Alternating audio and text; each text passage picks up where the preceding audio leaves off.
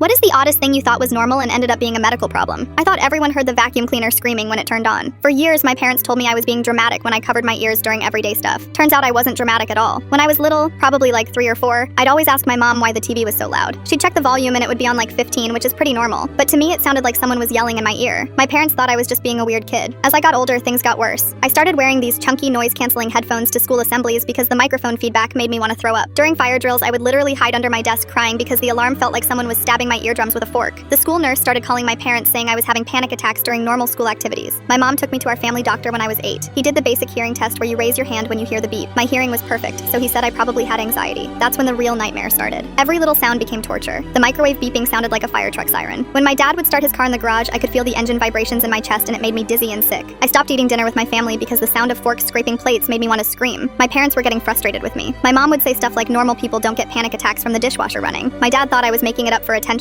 They sent me to a counselor who gave me breathing exercises and told me to download meditation apps. By the time I turned 14, I couldn't function anymore. I stopped riding in cars because the engine noise made me nauseous. Showers hurt my ears so bad I could only take them for like 2 minutes. I couldn't go to restaurants because the sound of people talking mixed with plates clinking sounded like metal scraping against metal. One day during sophomore year, we had a fire drill and I completely lost it. I collapsed in the hallway sobbing and shaking. The sound was so overwhelming I thought my head was going to explode. 3 teachers had to carry me to the nurse's office. Most of my teachers thought I was being overdramatic, but my substitute science teacher, Mrs. Lopez, noticed something different. She saw me covering my ears and flinching every time she used the pencil sharpener, or when kids zipped up their backpacks. After class, she pulled me aside. She asked if loud sounds had always bothered me this much. When I told her yes, she said her sister had something similar and suggested my parents take me to an audiologist, not just a regular doctor. My parents were reluctant because we'd already spent so much money on doctors and counselors who said nothing was wrong. But Mrs. Lopez actually called my mom herself and explained what she'd observed. She said I wasn't being difficult or seeking attention. Something was genuinely wrong. Finally, my mom scheduled an appointment with a hearing specialist. The audiologist did way more tests than our family doctor ever did. She tested not just if I could hear sounds, but how my brain processed them. She played different frequencies and volumes while monitoring my reactions. After 2 hours of testing, she sat down with me and my parents. She said I had something called hyperacusis. Basically, my brain's volume control was broken. Normal everyday sounds that don't bother most people were being amplified in my head. She explained that my brain had essentially turned up the volume on everything without my permission, making ordinary sounds feel painful or overwhelming. My parents were shocked. My mom started crying because she realized all those times she told me to stop being dramatic, I was actually in real physical pain. My dad felt terrible for all the family dinners I'd missed and car rides where I'd begged him to turn off the radio. The diagnosis changed everything. I started sound therapy where I gradually exposed myself to different volumes while wearing special ear filters. I also got counseling to help deal with the anxiety that had built up from years of not knowing what was wrong with me. It wasn't a magic cure, but having a name for what I was experiencing made all the difference. I wasn't crazy or dramatic or attention-seeking. I had a real medical condition that explained why the world sounded different to me than it did to everyone else.